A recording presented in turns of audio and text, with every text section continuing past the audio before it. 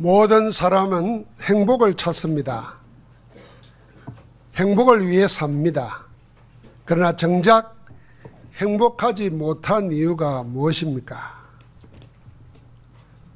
성경이 우리에게 주는 절대적 지식 세 가지가 없기 때문에 그렇습니다. 첫째는 하나님을 아는 지식, 둘째는 나를 아는 지식, 셋째는 하나님의 절대 계획 안에서 내가 할 일을 아는 지식입니다. 하나님 알고 나를 알고 내가 하는 일이 하나님의 일이다 하는 것을 알게 되면은 자존감, 자신감, 자부심이 생깁니다. 그러면은 당연히 행복할 수밖에 없습니다. 하나님을 모르면은 틀린 것을 하나님이라고 묶여 삽니다. 그게 우상숭배입니다. 자기를 모르면은 방황합니다. 내가 누군지를 모르면 늘 방황합니다. 가져도 행복하지를 않습니다. 그런데다가 내가 하는 일이 먹고 살기 위해서 하는 일이 아니라 하나님이 원하시는 일이라는 걸 모르게 되면은 늘 경제, 돈의 노예되어서 허덕이게 됩니다. 그러나 하나님께서는 우리에게 진정한 행복을 주시려고 하나님을 알고 나를 알고 하나님 안에서 내가 할 일을 알게 해 주시는 겁니다. 이 지식이 어디서 오는가? 지식과 지혜가 다르지요. 지식은 배워서 아는 거지만은 지혜는 배우지 않고도 아는 겁니다. 세상 지식은 배워서 알게 되지만 이 세 가지 절대적인 지식은 하나님이 알게 하는 지혜로부터 오는 것입니다. 너희는 나를 누구를 아느냐 할 때에 주는 그리스도시요 살아계신 하나님의 아들이라고 공개적으로 최초로 신앙 고백한 베드로에게 주님은 말했습니다. 마태복음 16장 17절이죠. 이를 내게 알게 할 일은 혈육이 아니요 하늘에 계신 내 아버지라 그랬습니다. 지식 중에 가장 중요한 지식이 여러분과 내가 죄와 저주와 운명에서 해결받는 길입니다. 그걸 구원이라 그럽니다. 우리를 구원 얻게 하는 단 하나의 지식이 그리스도를 아는 지식인데 이 지식이 하나님께로부터 온 것이라 밝힌 것입니다. 주님은 이미 이렇게 말했습니다. 아들과 아들의 소원대로 계시를 받는 자 외에는 아버지를 아는 자가 없다 그랬습니다. 성경은 철저하게 이처럼 절대적인 지식은 배움이 아니라 전적으로 위에 계신 시공간을 초월하는 하나님께로부터 오는 것이라는 것을 강조합니다. 여러분 우리가 예배 놓습니까? 왜 우리가 겸허하게 하나님 앞에 은혜를 구합니까? 각양 좋은 것들이 전부 여러분의 노력이 아니고 우리가 가지고 있는 게 아니고 위로부터 하나님께로부터 그저 주어지기 때문입니다. 그래서 겸허하게 겸손하게 하나님의 은혜를 강구하는 겁니다. 절대적 지식 세 가지는 하나님께서 계시로 알게 하시는 하나님의 지혜입니다. 이것이 우리에게는 기쁜 소식, 복된 소식이 되는 복음입니다. 이 복음 안에서 우리는 비로소 참 행복을, 참 안식을 얻고 누리게 됩니다. 그래서 주님이 이렇게 우리를 초청했습니다. 수고하고 무거운 짐진 자들아 다 내게로 오라. 내가 너희를 쉬게 하리라. 주님 안에서 참된 행복, 참된 안전, 참된 평강, 참된 쉼이 있는 것입니다. 하나님 안에서 절대적인 지식을 얻은 다윗은 그래서 일평생 노래했습니다. 뭐라고요? 나는 이제 더 원할 게 없다. 그 노래가 이겁니다. 여호와는 나의 목자시니 내가 부족함이 없으리로다. 더 원할 게 없다는 겁니다. 성삼위 하나님은 성경 66권의 요약서이며 구약의 복음서인 이사야서 말씀을 통해서 오늘 우리에게 이 그리스도 안에서 누릴 수 있는 절대적 지식, 하나님의 능력이고 하나님의 지혜인 언약의 복음을 회복하게 해 주십니다. 그래서 그 첫 번째로 하나님과 나의 관계가 어떤 관계인지 알게 하십니다. 오늘 우리가 읽은 말씀 가운데 계속 반복되는 게 있죠. 하나님이 나는, 그리고 이스라엘 보고 너는, 계속 이 나는 너는 이런 말이 계속 나옵니다. 하나님과 우리의 관계를 말씀을 통해서 알려주시는 겁니다. 성경은 하나님과 구원받은 하나님의 자녀인 우리와의 관계에 대해서 말씀하고 또 말씀합니다. 그래서 신앙은 이론이나 사변 체계가 아닙니다. 신앙은 하나님과 나의 관계 맺음입니다. 그래서 생명관계입니다. 나는 포도나무요 너희는 가지니 그랬습니다. 그게 신앙입니다. 이 생명의 인격적인 관계는 일방적인 무조건적인 은혜로 택함받은, 그래서 나에게 주어진 하나님의 선물입니다. 이걸 언약이라 그럽니다. 내가 원해서 된 것도 아니고 내가 애쓰고 힘쓴다고 되는 것도 아닙니다. 오로지 우리를 무조건적으로 사랑하시는 하나님의 은혜로 그리 된 것인 줄 믿습니다. 하나님과 구원받은 나는 어떤 관계를 맺어졌습니까? 이사야 선지자는 말씀을 통해서 하십니다. 오늘 1절부터 3절까지 보십시오. 야곱아 너를 창조하신 여호와께서 이제 말씀하시느니라. 이스라엘아 너를 지으신 이가 말씀하시느니라. 창조주라는 겁니다. 그 창조주 되시는 주님이 너는 두려워하지 말라. 내가 너를 구속하였고 내가 너를 지명하여 불렀나니 너는 내 것이라 그랬습니다. 네가 물 가운데를 지날 때에 내가 너와 함께 할 것이라. 강을 건널 때에 물이 너를 침몰하지 못할 것이며 내가 불 가운데 지날 때에 타지도 아니할 것은 불꽃이 너를 사르지도 못하리니 대저 나는 여호와 내 하나님이요 이스라엘의 거룩한 자요 내 구원자임이라. 하나님은 여기서 우리의 창조주요 구원자시며 우리의 생명을 주관하는 분이시라고 말씀하십니다. 우리는 그분 안에서 보호를 받으며 인도받는 하나님의 것, 너는 내 것이라 하신 하나님의 소유입니다. 어떤 목사님이 자기 일평생 목회를 이야기하면서 이러시더라고요. 자기가 신학교 다니면서 개척을 하면서 교회에 앉아서 내일 이제 개척 예배를 드리는데 밤에 기도하는데 하나님이 마음에 그런 말씀을 주시더래요. 야, 이제부터 이 교회는 네 게 아니야. 내 거야. 그러니까 너는 내 시키는 대로 해. 그래서 그 목사님이 알겠습니다. 이 교회는 주님의 것이고 나는 주님의 심부름합니다. 평생 그렇게 살았대요. 그래서 신자들이 막 뭐라 그러면요, 여기 내 주인 아니야.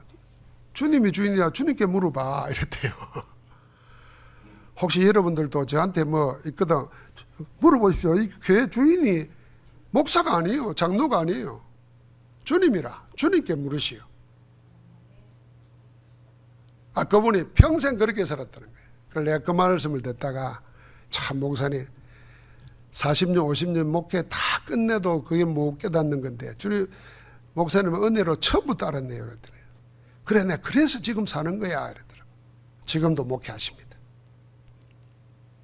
여러분 우리가 그런 겁니다. 여러분과 내가 예수를 그리스도로 영접하고 구원받은 그때부터 사실은 내가 내 게 아니라 다 주님의 것입니다. 그래서 너는 내 것이라 그랬어요. 그러니까 여러분 뭐 문제 있거든. 진짜 주님께 물으십시오. 주님 내 몸 내 게 아니고 주님의 것이잖아요. 주님 해주세요. 그러거든요. 필요할 때만 그러지 말고 진짜로 주님께 다 맡기는 거예요. 그것뿐만 아닙니다. 43장 15절에는 이렇게 말씀하셨습니다. 나는 여호와 너희의 거룩한 이요 이스라엘의 창조자요 너희의 왕이니라 그랬습니다. 이 말은 우리를 주관하고 다스린다고 말입니다. 우리 하나님은 우리의 왕이십니다. 그러면 여러분과 나는 누굽니까? 왕의 자녀입니다. 같이 합시다. 나는 왕의 자녀이다. 왕의 자녀입니다. 그것만으로도 더 할 것이 없는 복 중에 복을 다 받았는데 하나님은 그 위에 하나님의 영광을 우리에게 더하여 주셔서 우리를 영화롭게 해 주었습니다. 그래야 우리의 임한 하나님의 영광의 빛을 보고 열방의 나라들과 왕들이 나오게 하리라고 이사야 60장에 말씀했습니다. 그러면서 43장 21절에는 이 백성은 내가 나를 위하여 지었나니 나의 찬송을 하게 하려 함이니라. 하나님이 여러분과 나를 하나님을 위해서 지으시고 하나님을 찬송하게 하려고 한다는 것입니다. 하나님은 우리를 영광의 찬송을 하게 하려고 부르셨고 하나님의 영광을 찬송하게 하시려고 택하여서 우리를 먼저 에베소서 1장 12절에 보니까 영광의 찬송이 되게 했습니다. 여러분과 나는 하나님의 영광이요 하나님의 영광의 찬송입니다. 그래서 사람을 지어놓고 그 코에 생기를 불어넣고는 보시기에 심히 좋았더라 그랬던 겁니다.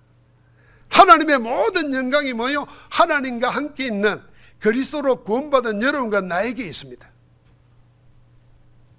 여러분 아침마다 거울 볼 때 여러분 속에 있고 여러분과 함께는 하나님의 영광을 보시기 바랍니다. 눈곱이 있냐 코가 어디 붙었냐 이거 보지 말고 하나님의 영광의 빛이 여러분과 내 안에 있는 거 발견해야 됩니다. 그러면요 잘생겼다 못생겼다 그렇게 말하는 게 아니에요. 빛나는 겁니다. 빛나. 못생겨도요 빛나는 얼굴이 있어요. 여러분 알잖아요. 우리 생각했다면 얼굴이 하얀 백일이 빛날 것 같죠? 안 그래요. 하나님의 영광의 빛이 있는 자가 빛나는 거예요. 그렇게 우리를 불렀습니다. 그래서 우리를 파수꾼이 되게 해서 하나님의 영광을 받으시기까지 쉬지 말며 또 하나님을 쉬지 못하시게 기도하라고 했습니다.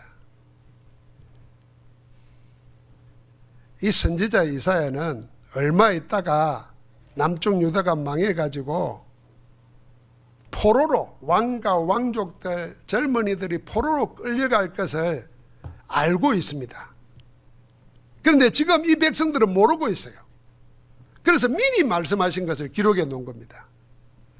그래서 남은 자 이스라엘을 향해서 어떤 형편에서도 포로로 끌려갔던 여기에 남아있던 절대로 잊지 말아야 될 거 있다. 그 하나님의 언약을 상기시키는 말씀을 계속 한 겁니다. 그게 오늘 하나님과 나의 관계, 너와 이스라엘 너희가 어떤 관계냐 그거 붙잡아라 그 말입니다. 그 말씀을 계속 한 겁니다. 다시 여러분 오늘 말씀을 통해서 우리를 확인해야 됩니다. 여호와 하나님은 우리의 창조주시요 우리를 구원하신 분이요 우리와 함께하며 인도하며 지키시는 유일하신 하나님이심을 믿습니다. 우리는 그 은혜로 택감받은 언약을 맺어준 하나님의 자녀입니다. 우리는 하나님의 소유입니다. 너는 내 것이라. 하나님이 하나님의 것을 빼앗기지 않습니다. 사단에게 세상에게 안 뺏긴다니까 여러분과 나를. 그래서 만왕의 왕이시고 우리는 그 왕의 자녀입니다. 이제 하나님께서 세계 열방에 다스리고 계시면서 이 열방이 하나님께 나오도록 하기 위해서 우리를 하나님의 영광의 빛으로 삼으셨습니다. 여러분 이래서 여러분과 나는 이 세 가지를 가지고 하나님의 망대를 굳건하게 우리에게 세워야 됩니다. 나는 하나님의 자녀다. 나는 왕의 자녀다. 나는 하나님의 영광의 빛이다. 한번 같이 합시다. 나는 하나님의 자녀다.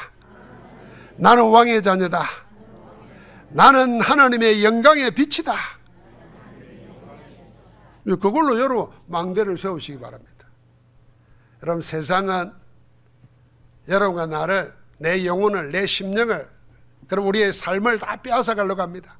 그래서 늘 엉뚱한 거 심습니다. 우울하다 혼자다 힘들다 괴롭다 어렵다.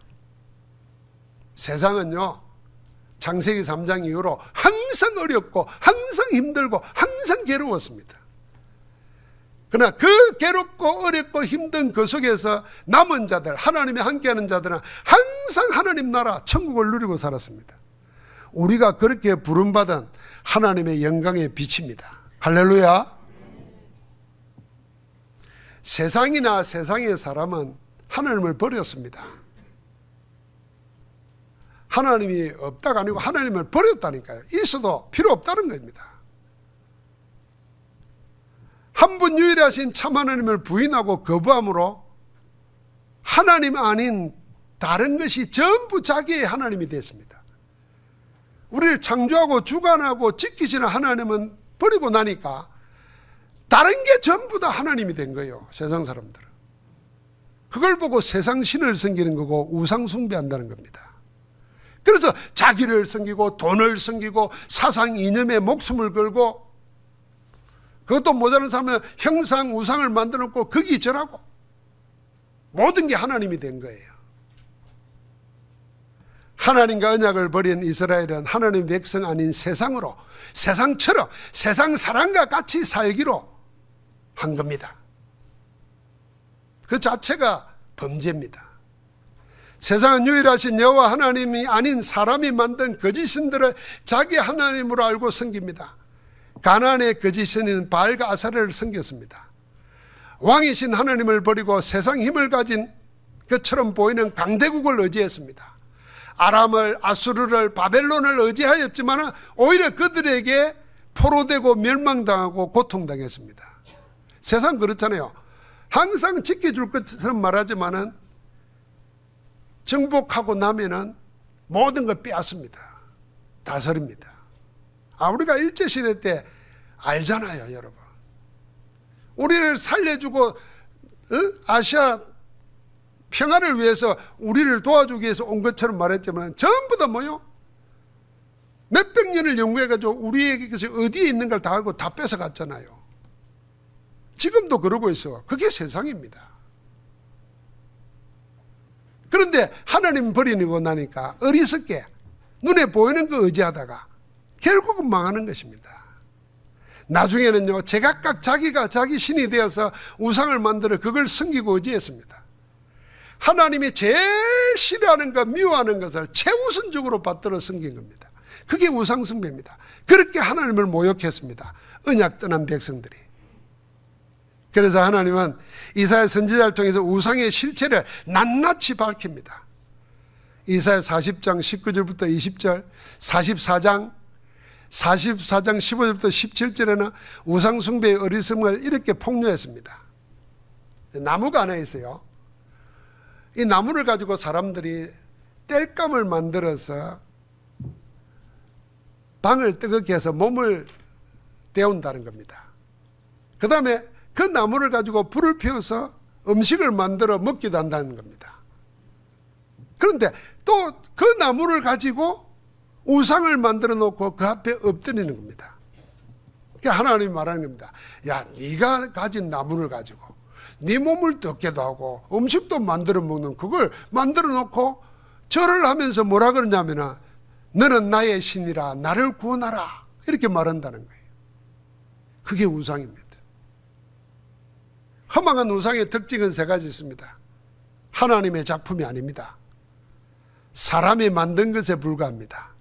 장인이 샘물을 붓거나 나무를 조각하거나 거기다가 금 은색을 덧칠해서 만든 것에 불과합니다. 아무 필요 없는 겁니다. 둘째로 우상은 귀가 있어도 듣지 못하고 입이 있어도 말하지 못합니다. 발이 있어도 스스로 움직이지도 못합니다. 사람이 들어 옮겨야 이동합니다. 스스로 할 수 있는 게 아무것도 없어요. 따라서 우상은 사람의 기도에 응답할 능력 자체가 없습니다. 그래서 열왕기상 18장에 보면은 갈멜산에서 850명의 바알과 아세라 선지자들이 아침부터 저녁까지 자기 몸을 기아 쪽으로 피를 흘려가면서 부러지셔도 끔찍도 안 하잖아요. 그게 우상입니다. 전에 이야기했죠. 대만에서는요 1년에 한 번씩 자기 집에 모시는 우상들을 관광버스 리무진에다가 맨 운전석 앞에다 세워가지고 나들이를 시켜요. 그 운전기사가 우상 섬기는 게 아니고 집에 모시는 우상을 좋은 날 택해가지고 이렇게 구경시킨다는 거예요. 세상 구경을. 그거 하는데 그렇게 돈을 많이 들어가면서 한대요. 여러분 생각해 보세요. 내가 돈을 주고 움직여야 세상 구경하는 거기다 대고 절을 하고 빌고 앉았으니까 누가 역사하겠습니까? 귀신이 역사하는 겁니다. 사단이 역사하는 겁니다. 지금 그걸 모르고 앉았는 겁니다. 다 망하는 이유가 그것 때문입니다. 그래서 마지막으로 우상의 특징은, 우상은 하나님 없는 죄인인 인간의 탐욕이 위장하고 있는 사탄의 도구에 불과합니다. 그래서 우상을 만들거나 거기 절하거나 섬기는 자는 전부 마귀를 섬기게 되고 험악하게 되고 만다는 것입니다. 눈에 보이지 않는 세상 임금 사탄이 장악하고 있는 세상의 영적 상태입니다. 자, 그럼 과학 문명 시대에 지금은 어떠한가? 우상 숭배가 사라졌는가? 영적 재앙은 없는가? 여러분 어떻다고 생각합니까? 더 반대입니다. 더 심각합니다. 인간이 만들어 놓은 하나님 없는 문명이 발달하면 발달할수록 영적 문제는 더 심각한 재앙을 불러옵니다. 시대적 재앙을 해결해야 될 정치와 경제는 도리어 우상 숭배를 부추깁니다. 우상이 뭔지를 밝히고 해명해야 될 철학이나 종교는 영적 문제의 원인을 모르기 때문에 오히려 우상 숭배를 조장합니다. 하나님 없이 명상이나 기운동, 초능운동, 접신운동을 통해서 오히려 악령의 세계로 몰아였습니다. 여러분 현대 문명이라고 하는 유튜브니 뭐는 통신 이런 거 전부 다요, 하나님 없이 보면 다 거기 걸려듭니다. 이번에 23살짜리가 자기 비슷한 또래 여자애를 살인했잖아요. 토막 살인을 해가지고 그것도 태연히 택시를 타고 옮기다가 신고하는 바람에 잡혔잖아요. 그 젊은 여자가 가해 앱을 통해서 만난 사람을 속여가지고 그렇게 했어요. 그런데 프로파일러들은 말하는데요, 보통 사이코패스나 연쇄살인자들은 토막살인을 낼 때 옮기고 감추려고 그런 거잖아요. 관절을 꺾는답니다. 관절을 이렇게 자르기 쉽게. 그런데 이 여자애는요, 공개는 안 하는데 방송에 나와서 하는 얘기 뭐냐면 관절을 꺾은 게 아니라는 거예요. 차마 말할 수가 없다는 거예요. 그러고는 잡히고 나니까 나중에는 태연하게 했다가 뭐라 그랬죠? 내가 제정신이 아니었다 그러더니 지금 나오는 뉴스에 보니까 뭐가 나와요? 감옥에 들어가가지고 잘 먹고 잘 잔다는 거예요. 아무 감각이 없어요. 이런 사람들이 범죄를 저지르는 도구로 현대 문명을 이용합니다. 그러니까 이게 전부 다 인간이 만들어 놓고 발전한 것으로 하나님 없이 살다 보면 우상숭배에도 우상숭배하면 귀신이 역사합니다. 사단이 멸망길로 끌고 가는 겁니다. 그래서 우리를 보고 뭐 하라고 하느냐? 이 싸움을 싸우라는 겁니다. 우리가 싸워야 될 마지막 싸움이 뭐냐? 나라 간의 싸움이 아닙니다. 경쟁하는 것이 아닙니다. 영적 싸움을 해야 됩니다. 승리하신 그리스도의 이름을 가지고 세상과의 싸움입니다. 세상 임금 사단과의 싸움입니다. 세상을 장악하고 있는 사단의 망대를 무너뜨리고 시공간을 초월하는 하나님의 보좌의 능력으로 하나님의 망대를 세워서 세상에 빛을 발해서 그들을 살려내는 것입니다. 이게 우리를 위한 구원의 역사인 줄 믿습니다.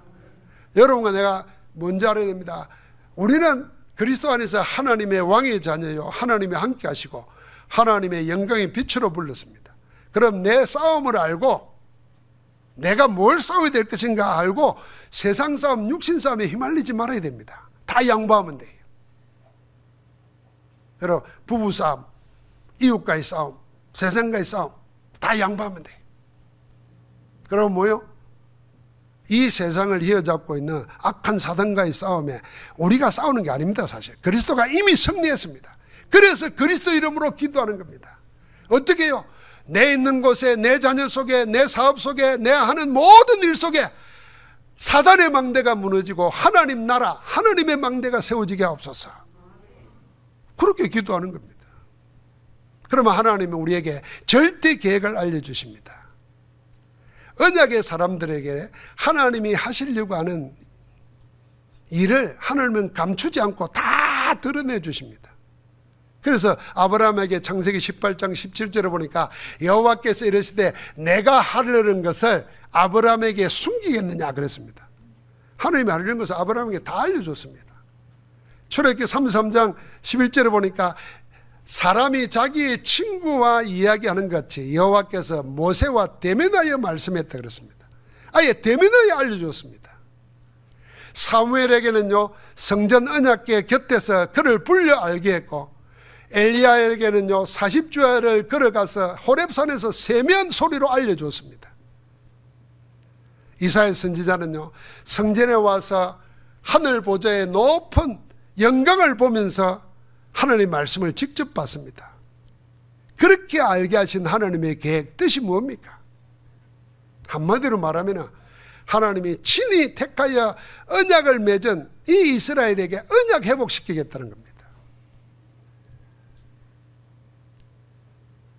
변하지 않고 반드시 성취될 하나님의 절대 계획은 언약 회복입니다. 결국은 예수 그리스도가 오심으로 이루어질 하나님 나라, 그 하나님 나라를 이루는 길, 그걸 알리는 것이 하나님의 절대 계획입니다. 결국은 그렇게 될 것인데, 예수 그리스도로 성취될 언약 이전에 먼저 회복할 언약의 정표로 주신 것입니다. 그게 뭐냐? 바벨론의 포로에서 돌아오게 하겠다는 겁니다. 앞으로 너희는 바벨론에 의해서 포로가 될 것인데, 때가 차면은 반드시 내가 남은 자를 통해서 돌아오게 하겠다. 그래서 이스라엘 성전을 회복하고 이스라엘을 만민을 위한 기로 세우겠다. 그 언약을 주신 겁니다. 그걸 알렸어요. 그래서 이사야는 바벨론 침공하기 전에 침공당할 것을 이야기하고, 포로로 가서 70년에 있을 것을 얘기했고, 그 70년 때가 지나면 하나님이 남은 자를 통해서 다시 돌아오게 해서 회복시키기까지 말했습니다. 이 메시지를 다 예사로 듣는데 그걸 언약으로 붙잡고 영적 싸움을 포로로 끌려가서 한 사람들이 나옵니다. 이제 다음 주부터는 그거 이야기할 겁니다.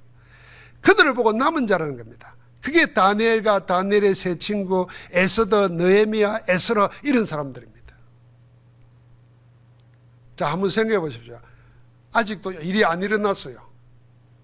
마치 노아 홍수 나기 전에 앞으로 홍수가 나서 세상이 다 망할 거다 그러니까 노아 보고 비웃었잖아요. 그러나 홍수가 내려서 다 망해버렸습니다. 후회해도 소용없죠. 마찬가지입니다. 예언은 항상 먼저 하는 겁니다. 이 바벨론이 침공하기 전에 먼저 말했어요.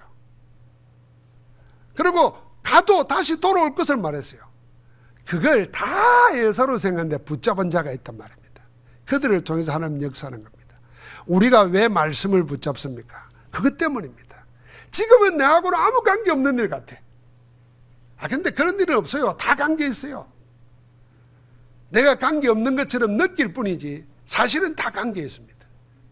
여러분, 만약에 여러분 집안에 누가 귀신 들린 자가 있다 생각해 보십시오. 당장 뭐 할 겁니까? 할 수 있는 게 뭐 있어요?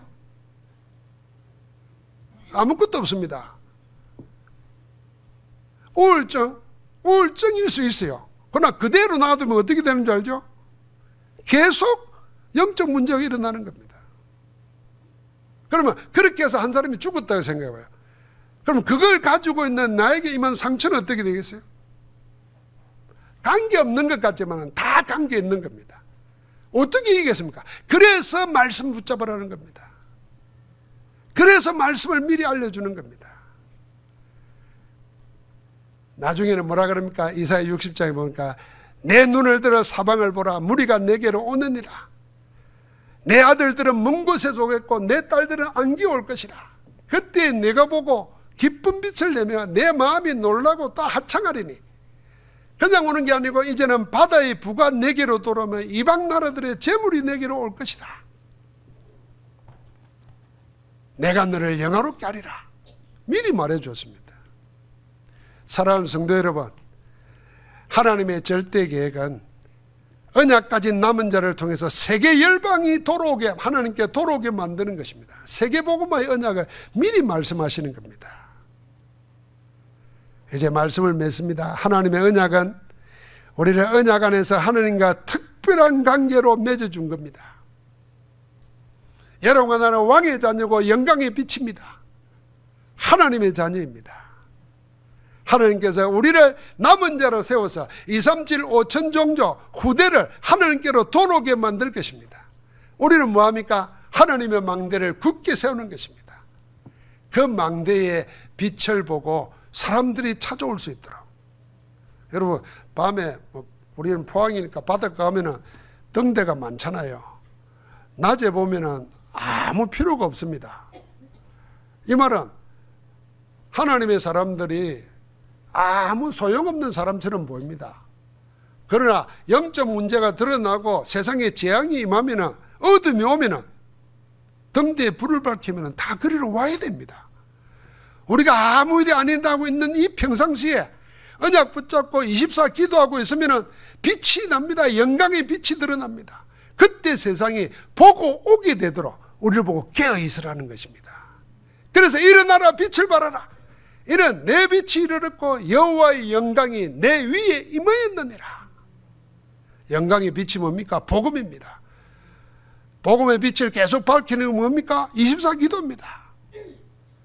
24 기도로 신하고 찬양하고 노래할 때 빛이 나는 겁니다.